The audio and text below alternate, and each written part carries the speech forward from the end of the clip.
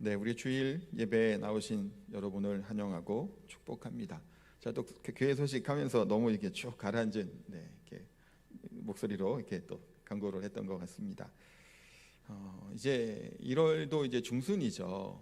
어제 이렇게 집에 들어와서 밤에 벌써 1월 중순이구나 이러다가 이제 2월 달이 되고 2월 달이 되면 또 바쁘죠. 왜냐하면 우리가 3월에 또 이제 창립 주일에 맞춰서 임직식도 있고 하다 보니까 또 2월도 정신없이 보내다 보면 3월이 금방 되겠구나라는 생각을 하면서 하루하루 또 한 달 한 달이 이제 금방 간다라는 생각을 또 한번 해보게 됩니다. 하나님 앞에서 복 있는 사람으로 복 받은 사람들로 살아가게 되는 우리 성도님들 다 되시기를 소망합니다. 지구상이라고 해야 될까요? 이 세상에서는 여전히 끊임없이 재해라고 하는 것들이 있죠. 뭐 지진도 있고 또 기근, 흉년들도 있게 되고요. 또 전쟁도 좀 여전히 끝나지 않고 있는 전쟁도 있습니다. 이런 재앙들이 일어나게 되면 많은 사람들이 죽잖아요. 뭐 몇 년 전에도 있었던 무슨 큰 대지진 뭐 7점 몇 8.0 막 나올 때 수많은 사람들이 뭐 죽고 또 괴로워하는 것들을 뉴스에서 많이 보셨을 거예요. 가까운 나라인 일본에서도 뭐 쓰나미 때문에 큰 이제 어려움을 겪었던 것도 보시고 다 아실 겁니다. 이런 지진이나 뭐 재해 같은 것들이 일어나고 또 전쟁하고 있는 나라도 마찬가지겠죠. 그렇게 될 경우 어떻게 되나요? 삶의 그 터전이 다 무너져 버리죠. 집이나 뭐 땅이나 뭐 다 휩쓸려 가고 무너지고 파괴되고 맙니다. 그럼 당장 무엇이 필요하게 될까요? 그러면 먹고 사는 게 문제가 돼요. 식량이 필요하게 됩니다. 마실 식수가 필요하게 되죠.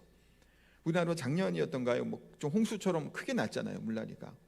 저도 과거에 생각해 보면 예전에 이제 어린 시절에도 물난리가 나서 이렇게 막 그 역으로 막 대피했던 것 같아요. 저는 역이 좀 높은 데 있어서 뭐 대피하면 거기서 이제 뭐 까이고 자고 하잖아요. 지금도 뭐 학교 강당 같은 데서 이렇게 이재민들이 발생하고 또 예전에 생각해 보면 매년 이재 모금 뭐 현금 같은 거 뭐 매번 했었잖아요. 그만큼 이런 자연 재해를 겪게 되는 경우들이 참 많습니다. 그때 필요한 것들은 식량이죠. 먹을 것과 마실 것들이 필요하게 돼요. 이거는 우리나라뿐만 아니라 모든 세계의 그런 재난이 일어나게 될 때 뭐 국제기구 같은 곳에서 이제 식량을 또 지원하기도 하고 또 의료용품 같은 것들을 이제 지원해 주기도 합니다. 가장 필요한 것이기 때문이죠. 그러니까 먹는 문제, 먹고 사는 문제가 참 이게 쉽지 않고 가장 어찌 보면 우리 인생에 지켜야 된다는 생각을 해보게 됩니다. 우리나라 같은 경우 6.25 전쟁이 났을 때 정말 온 나라가 황폐해졌잖아요. 미국이 원조해주고 뭐 이렇게 주는 걸로 이제 또 이렇게 하는 경우도 많았다고 합니다.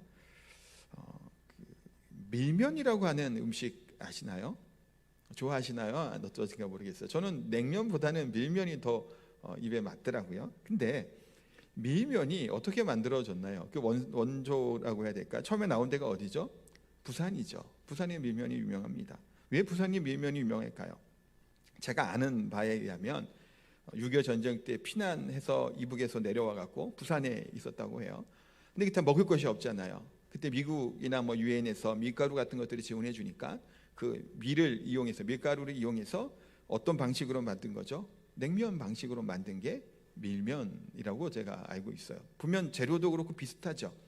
그게 이제 그 면으로 이게 밀이냐 아니면 이제 뭐 그런 거 냉면에 들어가는 것들이 그거 차이라고 합니다. 그만큼 그렇게 이제 먹는 문제가 힘들었던 시절을 보내게 됩니다.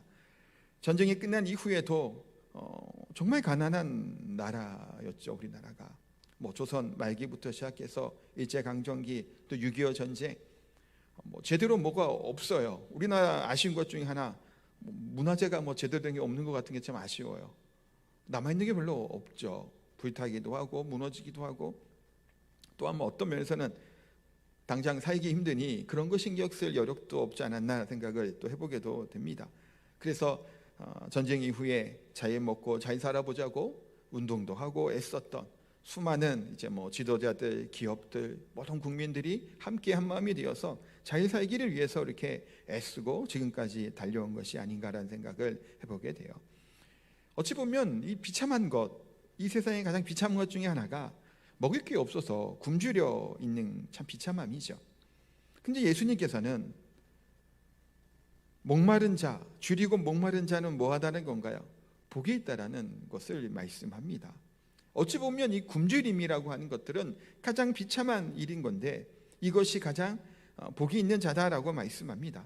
배가 고플 뿐만이 아니라 목이 마른 자까지도 이야기를 합니다.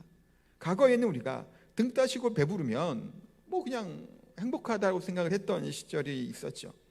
그런데 예수님께서는 어찌 보면 먹을 것이 없고 궁핍한 가운데 있는 자들, 그 가운데 복이 있을 것이다 라고 말씀하고 있습니다. 팔복은 모두가 다 어떤 면에서 이해하기 어려운 그런 복에 대한 이야기를 계속해서 하고 계시죠. 예수님은 우리에게 천국의 중요한 복들이 무엇인지에 대한 설명은 오늘 말씀을 통해 주십니다. 그 내용을 살펴볼 텐데, 첫 번째 줄이고 목마른 자라고 하는 게 뭘까요? 줄인 자들, 목마른 자의 그 모습은 어찌 보면 그 외부적인 환경들 같은 경우를 많이 겪은 경우가 많겠죠. 아까 얘기했던 뭐 태풍을 만난다든가 홍수를 만난다든가 지진이나 쓰나미 등등을 맞게 되면 많은 사람이 죽어요. 죽은 사람도 안 됐고 불쌍하지만 살아있는 사람도 한편으로 뭔가요? 당장 먹고 것들이 없고 살 길이 막막한 그런 어려움 가운데 있는 사람들, 그런 사람들이 어쩌면 줄이고 목마른 자들이죠. 전쟁의 피해로 피난민들 생활을 하는 사람들, 이 사람들도 동일하죠. 먹을 것과 마실 것, 당장 줄이고 목마른 사람들은 어찌 보면 이렇게 어려움을 당했던 사람들이 줄이고 목마른 자다라고 생각해 보기도 됩니다. 이 사람들에게 필요한 것은 뭔가요? 무엇을 당장 먹을 것인가, 마실 것인가, 살아갈 수 있는 그 길이 있는 것이 이들에게는 가장 중요하다라고 볼 수 있습니다. 여기서 우리는 지금까지 예수님이 복 있는 자라고 말씀하신 것들이 반복해서 제가 잠깐씩 한 번씩 설명을 했습니다만 조금씩 차이가 있으면서 이게 뭐로 가냐 하면 다음엔 또 어떻게 이어지는지 좀 보죠. 이게 이어져요. 심령이 가난한 자부터 시작해서 이게 지금 이어지는 게 있어요. 잠깐 설명을 다시 한번 드릴게요. 첫 번째가 뭐였나요? 팔복 중에서 심령이 가난한 자는 복이 있나니 라고 말씀하고 있었죠. 심령이 가난한 자, 이 사람은 뭐죠? 내가 내 지혜와 능력과 힘으로 아무것도 할 수 없는 존재라는 사실을 깨닫게 되는 거예요. 그래서 예로 들었던 게 뭐예요? V치병 같은 암이나 뭐 그런 병이들이잖아요. 그럼 이 질병 앞에서 어떻게 돼요? 내가 갖고 있는 직책이 아무 소용이 없어요. 돈이 억만금 있어서 뭐 하나요? 치료할 수 없는 판정을 받으면 그거 아무 소용이 없죠.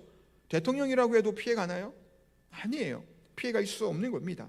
자신의 이런 질병이나 연약함, 무기력함 앞에서 가난할 수밖에 없는 상태에 처해지게 되는 것이 가난한 자의 모습, 심령이 가난한 자이죠. 그럴 때 우리는 이 세상의 것이 아닌 하나님 앞에 내가 죄인됨을 깨닫게 됩니다. 이 죄인됨이 해결하기 위해서 이 세상의 명예도 안 되는 것이고 돈도 안 되는 것이고 내가 가진 힘도 아무것도 아니라는 사실을 깨닫게 됩니다. 뭐만이 눈에 들어오기 시작하고 뭐만이 가능하다는 것을 깨닫게 되는 건가요? 예수님의 보혈이에요. 그래서 애통하는 자는 이 죄의 문제를 깨닫게 되는 자, 그러니까 가난해지니까 뭐가 되는 거예요? 애통으로 연결이 돼요. 나 자신을 보니까 내가 죄인임을 알게 되는 거거든요. 내 망가진 모습을 또한 보는 겁니다. 그래서 우는 거예요. 애통해지는 겁니다. 그럼 이 망가진 이 죄성에 갖고 있는 우리의 모습이 치료받기를 원하는 마음이 있잖아요. 우리가 예를 들어서 큰 질병이 있든가 아니면 피부에나 뭐 화상을 입던가 아니면 뭐 눈에 보이기 안 좋은 뭔가를 입었어요. 질병 때문에. 요거 그냥 두지 못하잖아요. 좀 깨끗하게 하는 수술을 하든가 치료하려고 합니다. 우리의 인격이 어떻게 돼요? 우리의 죄성 때문에 어떻게 되죠? 파괴되어 있는 거예요. 다른 사람에 대해서도 막무가내로 다른 사람의 마음을 힘들게 하는 것들, 나 자신을 또 힘들게 하고 파괴하는 일들, 그것들이 막 일어나게 되는 이 죄성을 발견하게 됩니다. 그래서 예수님은 세 번째 뭘 얘기하시는 건가요? 온유한 자는 복이 있나니라고 말씀합니다. 내 본성이, 내 죄악이, 내 이 성품이 예수님을 닮아가는 이리와 늑대와 같은 그런 난폭한 맹수들이 아니라 양과 같은 본성으로 바뀌어지게 되고 이런 동물적인 경쟁하는 여기에서 열매 맺는 나무로 성숙하고 성장하게 되는 과정을 가는 겁니다. 그래서 네 번째가 뭐가 나오는 거예요? 추리고 목마른 자 복이 있다고 하면서 뭐 하시는 거죠? 열매를 맺혀지는 거예요. 배부를 것이다라고 말씀하고 있다라는 겁니다. 구별된 것 같으나 그러나 심령이 가난한 걸로부터 시작해서 우리의 모습들이 차츰차츰 사모하고 하나님께 더 나아가게 되는 모습으로 또 발전되는 것들을 또 이게 구절을 통해서 우리가 또 깨닫게 되는 겁니다. 그래서 줄이고 목마른 자 복이 있다라고 말씀하고 있습니다. 그래서 우리가 먼저 알아야 될 것은 줄이고 목말라는 것 자체가 한편으로는 뭔가요? 살아있다고 하는 증거예요. 그렇죠? 목마르려면 또한 뭔가를 먹고 싶으려면 살아있어야 그것이 가능하죠. 큰 병에 있는 사람들은 배고픈 줄 모릅니다. 또한 입맛이 없어요. 먹고 싶지 않습니다. 며칠을 굶어도 뭐가 먹고 싶은 생각이 들지 않죠. 그런데 몸이 좀 회복이 되기 시작하면 어떤 면에서는 또 식욕이 다시 돌아온다고도 하죠. 그리고 어디가 아프고 할 때도 그렇잖아요. 아프면 뭐 열이 나고 막 하면 입맛도 없고 먹기가 힘들어요. 배고픈 줄도 모르고 그냥 거절하죠. 그런데 몸이 회복되고 우리가 살아있는 증거 중에 하나는 목이 마르면 느끼기 시작하는 겁니다. 물을 마셔야 되는 것이고 음식을 섭취해야 된다는 것을 자각하기 시작하게 되는 거예요. 그러면서 우리가 뭐 하게 되는 건가요? 살아있음을, 또 하나님 앞에 깨어있음을 이제 깨닫게 되는 순간들이 다가오는 겁니다. 그러니까 줄이고 목마른다라는 것이 비참한 가운데에만 있다고 볼 것이 아니라 어쩌면서 비참한 것이죠. 왜냐하면 내 죄에 대해서 연약함 때문에 비참한 가운데 있다 보니 뭘 찾게 되는 거예요? 생명을 찾게 되는 거예요. 살아가면서 힘을 찾게 되는 겁니다. 그럼 목마른 자예요. 줄인 자의 상태가 된다는 겁니다. 그러면 또 두 번째로 볼 게 뭐냐면 무엇에 굶주려 있어야 되냐라는 거예요. 우리는 무엇에 보통 굶주려 있나요? 먹을 것을 먼저 얘기를 했죠. 굶으면 무슨 수를 써서라도 뭐 하려고 하나요? 먹으려고 해요. 그래서 가끔 집에서 애들이 반찬 투정하면 뭐라고 얘기를 하나요? 이 배가 덜 고파서 그렇다고 얘기를 하죠. 배고파 봐라. 주는 대로 먹지 얘기를 해요. 실제로 그렇기도 하죠. 시장이 반찬이라는 얘기가 틀린 말은 사실 아니에요. 배고프고 할 때는 뭘 먹어도 사실은 맛있어요. 과거에 아까 지금 과거에 우리나라 뭐 먹고 살기 힘들었던 시대를 얘기했지만 그 시절에 어르신들 뭐 맛있는 거 찾아 드시고 했었을까요? 아니잖아요. 그냥 이제 음식 자체로만 해도 얼마나 기쁘게 감사함으로 먹었나요? 지금은 배부르니까 편식도 하고 가리기도 하는 것들을 보게 되죠. 하여튼 간에 굶주리면 무엇이든지 먹는 것을 찾게 됩니다. 그래서 조난에 당한 사람들 같은 경우 뭐 무인도나 어디 조난 당하면 어떤가요? 음식이 없어요. 그럼 머리도 먹어요. 프리프레이도 캐 먹고 쥐든 벌레든 뭐 할 것 없이 살 수 있는 것들은 내가 섭취할 수 있는 것들은 다 먹으려고 하죠. 굶주렸기 때문이요. 못 먹으면 죽기 때문이에요. 과거에 혁명 같은 것들이 일어난 것도 어떤 면에서 일어나게 되나요? 다 배고픔과 굶주림이 원인이 되는 경우들이 너무나 많아요. 과거 서구사회도 부패한 귀족들의 사치와 향락을 누리는 것, 그들이 누리는 것이 문제가 되지는 않을 수 있어요. 그런데 수많은 백성들은 뭐 하고 있는데? 굶주리고 굶고 있는데 그 사치와 향락으로 빠져 있는 그들 민중들이 일어나서 왕권을 문더뜨리는 경우들이 참 많이 있었죠. 뭐 그 나라들만 그런가? 우리나라도 그랬죠. 조선시대 말엽에 이모군란이라는 거 아시나요? 들어보셨을 거예요. 들고 일어났잖아요. 병사들에게 먹을 그 임금을 주지 않고 나중에 13개월인가가 체불했다가 정확하지 않아요. 10몇 개월 하여튼 1년 정도 했다가 나중에 쌀에 흙이나 돌 같은 거 집어넣어서 준 거예요. 그러면서 조선 왕실은 별의별 짓을 다 하고 있었고, 그러니 밀란이 일어난 겁니다. 그 이후에 뭐로 이어지나요? 동학농민운동으로도 이어지죠. 물론 거기에 평등을 주장하는 게 동학농민운동이겠지만 그 일어나게 된 발단이 뭔가요? 부패한 조선과 굶주림, 배고픔으로 인함이겠죠. 사실 배고프지 않고 먹는 것이 해결된다면 아마 그런 것들이 일어나기는 나오기가 쉽지는 않았을 겁니다. 사람들이 먹는 것은 근본적인 문제이죠. 늦게까지 공부를 하고 대학교를 가려고 하는 것, 또 뭐 하기 위함인가요? 너무 원초적인 질문이지만 다 잘 먹고 잘 살기 위함이에요. 늦은 시간까지 일하고 출근하고 하는 것, 늦게까지 야근하는 것 다 뭐 때문인가요? 어찌 보면 먹고 살기 위함이죠. 이런 배고픔, 갈증을 통해서 이 그 목마름을 먹을 것을 찾기도 합니다. 또 다른 배고픔이 있어요. 이 세상에서는 지식에 대한 배고픔을 또 갖는 사람들도 많이 있습니다. 뭔가를 공부하고 싶고 하는 욕망들이 있죠. 근데 어린 시절 아니면 예전에 우리 과거에 먹고 살기가 힘든 시절 큰 아들만 공부시키고 그 다음에는 공부 안 시키고 막 그랬잖아요. 그런 형편이 되지 않으니까 뒤늦게 공부하고 싶어서 늦가기 그런 학생으로 중학교를 검정고시로 고등학교를 대학교까지 가는 어르신들의 모습을 또한 보기도 합니다. 저희 장모님도 이제 늦게 공부하셔서 이렇게 막 공부를 하셨어요. 그렇게 이제 지식에 대한 또 굶주림과 또 배우고자 하는 그런 마음을 갖게 돼요. 그 이유 중에 하나는 또 그것도 좀 잘 살기 위한 그 한 방편이기도 하겠죠. 요즘은 또 학력 위주의 사회에서 능력 위주로 또 바뀌고 있는 변화가 있습니다. 여전히 좋은 학교 선호하지만 과거와는 많이 달라졌죠. 일찍부터 자신의 재능들, 능력들을 좀 갈고 닦아서 성공한 사람들에 대한 얘기도 많이 들리게 됩니다.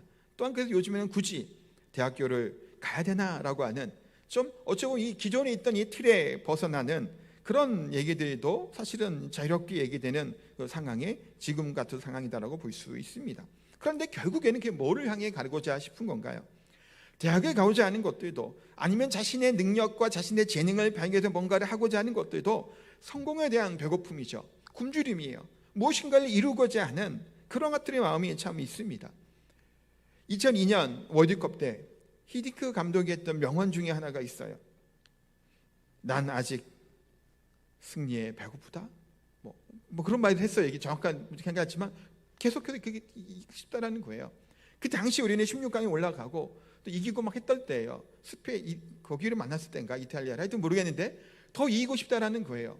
놀라운 일들을 이뤄냈지만 그러나 여전히 목마르다라는 거예요. 여전히 승리에 대한 갈증이 있다라는 얘기를 한 것을 봅니다. 성공하는 사람들의 특징 중에 하나가 만족하지 않는다 그러죠. 끊임없이 성공을 향해 나아가는 자들, 그런 자들이 성공하는 자들이라고 얘기를 합니다. 그런데 예수님께서 진정으로 복 있는 사람이다라고 하는 이 복은 목마른 것을 또 가난한 찾으려고 하는 것을 뭘 얘기하는 걸까요? 먹는 것, 그것을 얘기하지 않죠. 지적인 욕구를 채우는 것, 그것도 아닙니다. 성공에 대한 굶주림을 갖는 것, 그것도 아니죠. 예수님은 뭐라고 말씀하시나요? 의에 줄이고 목마른 자라고 말씀하고 있는 겁니다. 의에 줄이고 목마른 자예요. 예수님은 요한복음 6장 27절에 이들에게 이렇게 말씀하셨습니다. 같이 읽겠습니다. 썩는 양식을 위하여 일하지 말고 영생하도록 있는 양식을 위하여 하라. 이 양식은 인자가 너희에게 주리니 인자는 아버지 하나님께서 인치신 자니라. 뭘 위해 하라는 거예요? 썩을 양식을 위하여 일하지 말라는 거예요. 영생하도록 하시는 양식을 위해서 하라라고 분명히 말씀합니다. 또한 예수님은 이후 또 뭐라고 얘기하시나요? 자신의 사이가 먹고 예수님이 피를 마셔야 된다라는 것을 말씀하죠. 요한복음 6장 55절이에요. 이것도 같이 한번 읽을까요? 내 살은 참된 양식이요 내 피는 참된 음료로다. 내 살을 먹고 내 피를 마시는 자는 내 안에 거하고 나도 그의 안에 거하리라 라고 말씀합니다. 예수님을 안에 거해야 될 것이고 예수님을 먹고 마셔야 된다라는 얘기를 해요. 이 표현이 좀 그렇기도 합니다만 그것을 말씀하죠. 무엇을 썩을 양식들, 이 세상의 양식을 위해 가지 말아야 될 것을 얘기해요. 예수님은 또 말씀하셨잖아요. 마태복음 4장에서도 사람이 떡으로만 살 것이 아니요 하나님의 입으로 나오는 모든 말씀으로 살 것이다 라고 말씀합니다. 하나님의 백성이 이 세상을 사는 것은 이 목적이 먹고 마시는 데 있지 않다라는 거예요. 물론 먹고 마시는 것이 필수적이에요. 뗄래야 뗄 수가 없죠. 그러나 하나님의 백성이 이 세상을 사는 목적은 하나님의 말씀을 듣고 그 말씀에 순종하며 사는 삶들이죠. 예수님께 한 걸음 더, 한 발자국씩 더 가까이 나아가는 그런 삶을 살아가는 것이 우리 그리스도인들이 살아가야 바라는 겁니다. 예수님을 죽으심을 믿고 하나님이 주시는 새 생명을 얻고 살아가는 것, 그것이 우리가 봐야 될 우리 인생의 걸음걸음이다라고 분명히 말씀합니다. 그러면 의에 줄이고 목마른 자가 무엇일까요? 조금 더 이것을 좀 생각해 보려고 합니다. 의라는 게 뭐죠? 의. 발음이 정확한가요? 의라고 하는 이 말. 보통 의라고 하면 다른 사람을 위해서 자신을 희생할 때 의라는 얘기를 표현을 씁니다. 그래서 의인이라고 하는 사람들은 다른 사람을 위해서 아니면 무슨 나라를 위해서 우리 민족을 위해서 자신의 목숨까지 내어놓고 희생하고 이렇게 헌신했던 사람들을 의인이라고 부르죠. 그래서 의인이라고 할 때, 그래서 예전에 이거 제가 하다가 제가 이렇게 원고에 적지는 않았는데 그게 생각나더라고요. 예전에 그 뭐 저승사자 나오고 막 했던 거 있죠. 의인이다. 갑자기 영화 제목은 생각이 안 나는데 하여튼 그런 거 의인이라고 그러잖아요. 근데 의인이라고 하는 것이 그렇게 다른 사람을 위해서 뭐 다른 우리 나라를 위해서나 자신의 행복과 안락을 위해 사는 것이 아니라 희생하는 사람들을 의인이라고 얘기해요. 요즘 영화에 나오는 영웅이라고 하는 영화 혹시 보셨나요? 뭐 안중근 이라고 하는 분이 나오죠.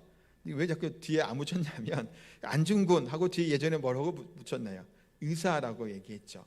윤봉길 의사 뭐 이렇게 우리가 어릴 때 불렀던 기억이 납니다. 그 의사라고 하는 것도 뭔가요? 의를 의롭다는 것을 쓰는 거죠. 의로운 분이라는 얘기예요. 그러니까 의인이라고 얘기하는 것이 그렇게 이제 얘기하는 남을 위해서 이렇게 헌신하고 목숨도 내어놓고 뭐 그런 사람들을 의인이다, 뭐 의사다라고 얘기를 하는 겁니다. 그래서 예전에 있던 일이긴 한데 저 얼마 전에 이제 들었다가 이제 기억나는 게 일본에서 우리나라 유학생이 술 먹고 이제 철로에 떨어져 있는 사람 취객을 구한 일이 있었어요. 근데 구했다가 어떻게 됐을까요? 죽은 거예요. 근데 제가 알기로는 우리 한국 사람도 죽었고 일본 사람도 같이 하다가 아마 죽은 걸로 알고 있는데 일본 사람들이 지금도 이 유학생을 의인이라고 하면서 추모한다고 해요. 근데 한편으로는 그 같이 죽은 희생했던 일본 사람은 그렇게 추모를 안 한대요. 한국 사람만. 왜냐하면 다른 나라 사람인데 자기 사람을 이제 구해줬다고 그렇게 지금도 추모한다고 합니다. 이렇듯 우리가 세상적인 의미는 의에 줄이고 목마른다라고 하면 이게 쉬운 일이 아니죠. 거의 불가능한 일인 것처럼 보여요. 자기 행복이나 생명을 포기하고 다른 사람을 대신하여 죽는다라고 하는 것이 그게 가능할 일이겠냐라는 거예요. 쉽지 않은 일이죠. 그런 분들이 간혹 있어요.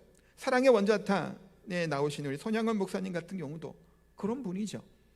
자신의 아들을 죽인 자를 양자로 맞이하고 한센변 항자들을 치료하고 함께 그들을 돌봐줬던 그런 분들의 이야기를 들으면 감동할 수밖에 없습니다. 그런 의로운 분들에 대한 얘기에 대해서 우리가 칭송하기도 하고 본받으려고 합니다. 그런데 우리 자신이 이런 사람이 되는 것은 쉽지가 않죠. 그런데 보세요. 이런 의로움이라는 의라가 있지만 우리가 알아야 될 성경에서 말하는 의는 이런 의를 얘기하는 것만이 아니라는 거예요. 세상에서 말하는 의와 성경에서 말하는 의가 다르다는 거예요. 제가 살아야 된다는 것처럼 막 설명을 했다가 지금 아니라고 얘기를 하고 있는데 그런 의는 아니라는 거예요. 이 선이라고 하는 것도 있죠. 선을 베푼다. 선이라고 하는 것들도 세상에서 얘기하는 선과는 조금 달라요. 성경에서 얘기하는 것은 선이라고 하면 남에게 사랑을 뭔가를 베푸는 것을 선행을 했다고 얘기를 하죠. 다른 사람을 잘해주는 것만을 선이라고 얘기하지만 성경에서 선은 하나님의 뜻에 일치한다라고 하는 의미로 사용될 때가 너무 많다라는 거예요. 그 의미가 먼저 들어와요. 이게 뭔 얘기냐면 하나님의 뜻에 일치하는 가운데 뭐를 이루는 거예요? 선을 이루고 이 선을 행하는 것이 선을 이룬다는 말이라는 겁니다. 다른 사람에게 잘해주는 것 좋은 일이에요. 그러나 하나님의 뜻에 맞는 것이 선이 먼저라는 겁니다. 그 이후에 하나님의 뜻 가운데 우리가 베풀고 나누는 것, 그것이 선이라는 겁니다. 그러니까 의라는 것도 다른 사람이 희생한다는 정도로 얘기할 것이 아니라 성경에서는 크게 두 가지 정도 생각해 볼 수 있는데 하나는 하나님께 당당히 나아갈 수 있는 자격을 얻는 것을 의라고 얘기를 하는 거예요. 예를 들어서 이거예요. 어떤 사람이 죄를 지어요. 죄를 지면 어디를 가나요? 감옥에 가야 되잖아요. 감옥에 가야 되는데 그러니까 다 만기가 되고 이제 출소하기 전까지는 뭐 하는 거예요? 감옥에서 나올 수가 없어요. 그 대가를 지불을 해야 됩니다. 마찬가지로 우리 인간에게 가장 어려운 것은 하나님 앞에 당당히 나아갈 수 있는 뭐를 얻는 거예요? 자격을 얻는 거예요. 또 우리 인간의 힘으로 하나님께 나갈 수 있는 자격을 얻을 수 있나요? 없나요? 안 되는 거예요. 불가능합니다. 그런데 하나님의 아들의 피값을 흘리심으로 뭐 하게 되는 거예요? 우리가 하나님께 나아갈 수 있는, 당당하게 앞에 설 수 있는 의로운 자가 된 거예요. 그래서 제가 몇 번 얘기해 칭의 된 거예요. 법정 용어라고도 얘기 드렸죠. 의롭게 여겨주시는 거예요. 하나님께 나아갈 수 있도록 사망의 자리에서, 죽음의 그 순간에서 우리를 살려주고 의롭게 되는 것, 예수 그리스도의 보혈로, 십자가의 피로 말미암아 우리가 의로워지는 것을 의라고 얘기하는 겁니다. 그런 의롭게 여김을 하는 사람에게 가장 중요한 것이 뭘까요? 누군가가 죽을 위기에 처해 있다가 구출을 받았어요. 조난당했다가. 그 사람에게 필요한 것이 뭐예요? 당장 먹을 것, 마실 것이 있는 것이 필요한 것이죠. 그 사람에게 훌륭했다고 축하해주고 명예를 얹어주는 거, 그게 중요하지 않아요. 그 사람에게 중요한 건 뭐예요? 먹고 마시는 거예요. 내가 살아갈 수 있는 힘을 얻게 되는 것이죠. 그러기에 의에 줄이고 목마른 자는, 이 의로움을 받은 우리가 하나님의 말씀 앞에 그것을 사모함으로 찾는 자가 의에 줄이고 목마른 자라는 겁니다. 베드로전서 2장 2절에 보면 이렇게 말씀하죠. 같이 한번 읽을까요? 갓난아기들 같이 순전하고 신령한 젖을 사모하라. 이는 그로 말미암아 너희로 구원에 이르도록 자라게 하려 함이라. 아멘. 갓난아이처럼 뭐 하라고 하고요? 순전하고 신령한 젖을 사모하라는 거예요. 갓난아이처럼 순전하신 하나님의 말씀을 사모하는 것이 마땅하다라는 겁니다. 우리는 배고파야죠. 왜 배고프죠? 살아있으니까요. 어떻게 살아있어요?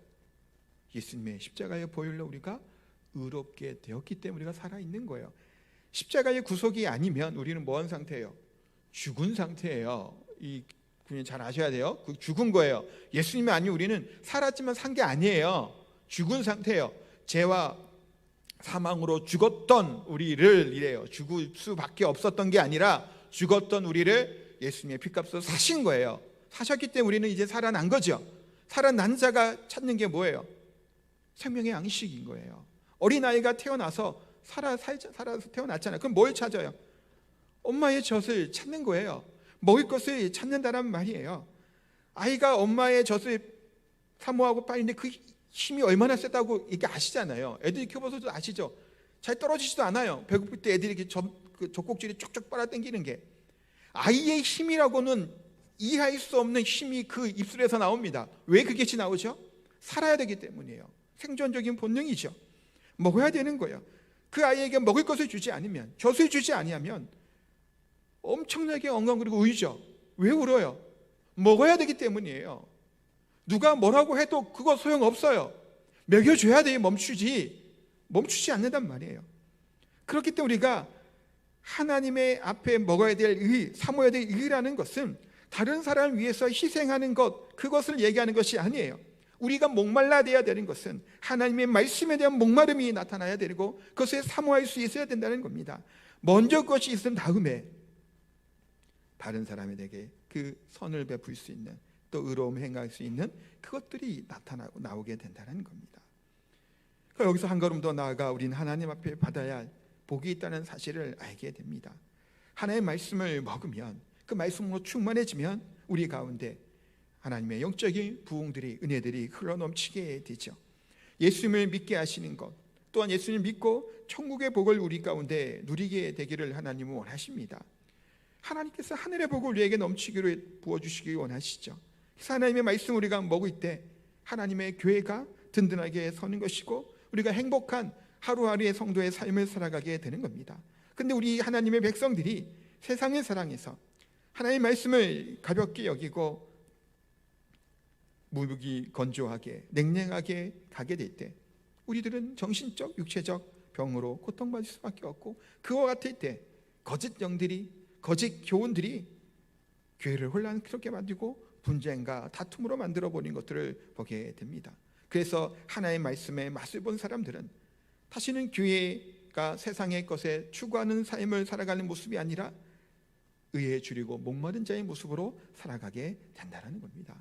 이 의는 하나님에 대한 의, 보혈에 대한 십자가의 의를 찾는 자예요. 그 또한 이 일을 얘기할 때 세상에 대한 일 또한 우리가 생각해 볼 수 있어야 됩니다. 이 얘기는 뭔 얘기냐면 하나님의 공의가 하수같이 흘러가게 될 것이라고 하는 말씀처럼 그와 같은 세상에 하나님의 공의와 의로움이 나타나는 것들이 있어야 된다는 겁니다.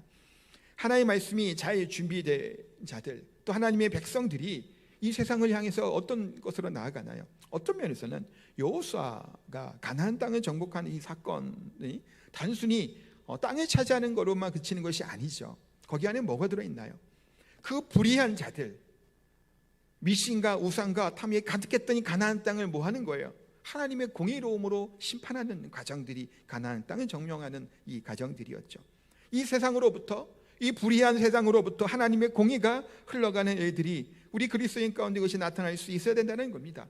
이스라엘 백성들이 하나님 앞에 바른 예배와 바른 하나님 백성다운 삶을 살아가면서 하나님의 진노가 하나님의 보고로 바뀌게 되는 그 역할을 감당해야 되는 것처럼 우리 교회가 하나님의 은혜가 흘러넘치는 공동체가 돼야 된다는 거예요. 우리는 이 세상에서 다시 우리의 능력을 발휘하고 세상을 돕고 봉사할 수 있는, 섬길 수 있는 그런 공동체의 모습으로, 교회의 모습으로 설 수 있어야 돼요.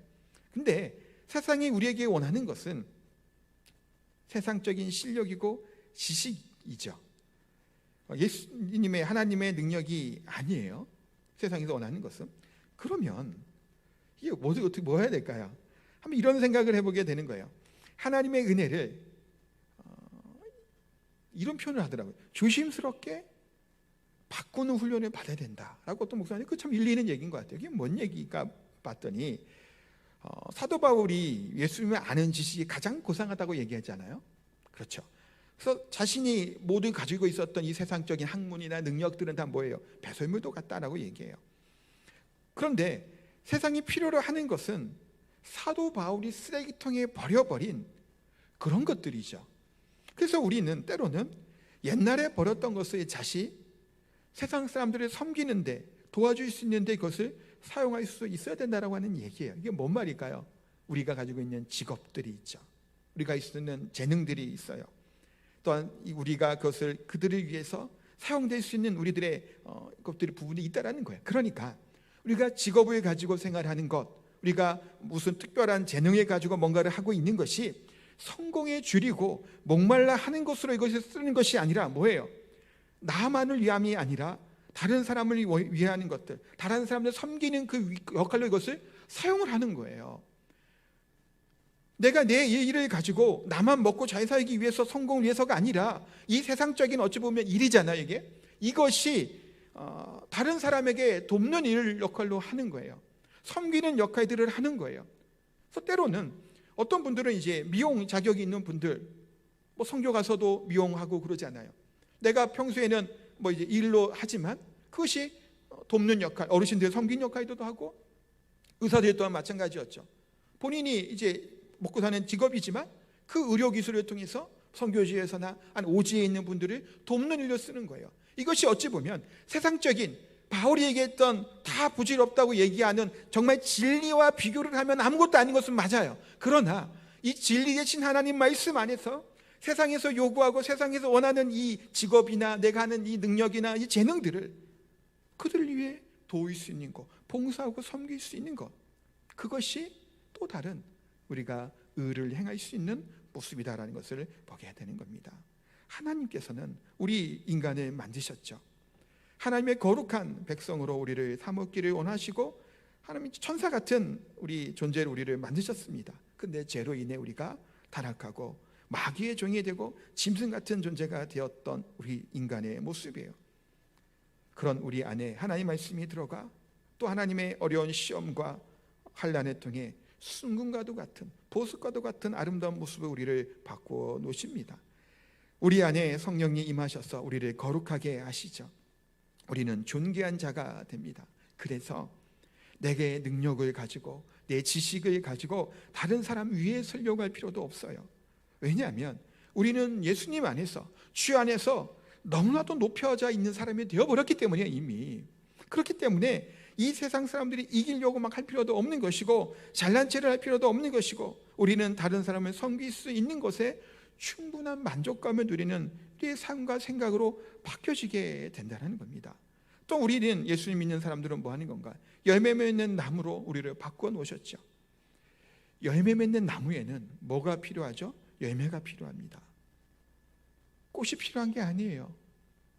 열매를 먹기 위한 나무예요. 열매 맺는 나무가 열매를 맺을 비결은 햇빛을 받아야 되죠. 또한 충분한 수분이 필요합니다. 태양의 에너지를 흡수하고 양분을 받아들이게 될 때, 그렇게 하기 위해서는 우리가 하나님의 말씀과 성령의 은혜와 충만함을 받으며 살아갈 수 있어야 됩니다. 우리는 더 그러기에 하나님의 말씀에 목마른 자가 되어야 되고 성령의 능력에 목마른 자, 충만하게 삼하는 자들로 우리가 바뀌어야 될 줄 믿습니다. 사랑하는 성도 여러분, 그러기에 우리는 더 성숙한 성도의 모습으로 나아갈 수 있어야 돼요. 우리의 믿음이, 우리의 그릇이 간장종지만 했던 이 상태에서, 이것도 적절한 예인데 말씀에 드릴 때마다 은혜를 받았잖아요. 처음에 그러다가 은혜가 점점 메말라갑니다. 말씀을 들어도 찬양을 해도 냉랭해져요. 그 이유 중에 하나가 이렇다라는 거예요. 그게 뭔지 하면 분량이 커졌다라는 거예요. 신앙생활을 하면서 나름대로. 근데 이게 채워지지 않으니 만족함을 못 느낀다라는 거예요. 그럼 왜 뭘로 채워져야 된다는 걸까요? 말씀에 덜 들어서 하는 얘기일까요? 성경을 덜 배워서 하는 얘기라는 게 아니에요. 이게 채워진다는 얘기가 뭐가 필요한 거예요? 내가 영적으로 성장을 이루어가는 그 모습이 있어야 되는 건데, 영적인 성장이 이루어지지 않고 신앙생활 연수화해서 그것만 커진 거예요. 그러니까 막 듣고 아는 것들은 많아요. 그런데 내가 영적인 성장이 이루어지지 못한 거예요. 우리의 성품이 성장되지 못하는 거예요. 무엇이 교회를 바라보는 것이 무엇인지 모르는 거예요. 내가 뭘 해야 되는지도 몰라요. 이건 아시겠어요? 그게 문제가 되는 거예요. 내가 영적인 성장에 이루어야 돼요. 그래서 우리 갈라디아 말씀 보고 있지만 성령의 열매들이 맺는 삶을 살아가는 거예요. 성경에서 말씀하시는 성장이 이루어져야 되는 거예요. 열매도 우리의 삶 가운데 나타나야 되는 거예요. 육체의 일은 현전하니 하면서 우상 숭배와 투계와 다툼과 시기와 분쟁과 당쟁과, 그게 아니라는 거예요. 근데 실상 우리의 삶은 뭐가 나타나는데요? 육체의 일들이 막 나온단 말이에요. 성경의 열매들이 나오는 것이 아니라 그대로 있기 때문이에요. 나는 되게 많이 잘한 것 같아요. 근데 알고 보면 우리 영적인 성장을 이루지 못한 그런 삶의 모습들을 발견하게 됩니다. 우리는 하나님 앞에 의에 줄이고 목마른 자가 되어야 돼요. 하나님 말씀에 목마른 자가 되고 그 순종함에 목마른 자가 되어야 되고 성령의 인도하심에 목마른 자가 되어서 이 세상의 명예와 욕심에 목마른 것이 아니라 하나님의 말씀에 귀를 기울이고 순종하는 자의 모습으로 서야 되는 것이 우리의 삶의 모습인 줄 압니다. 사랑하는 성도 여러분, 오직 하나님 손에 붙들린 자가 되기를 소망합니다.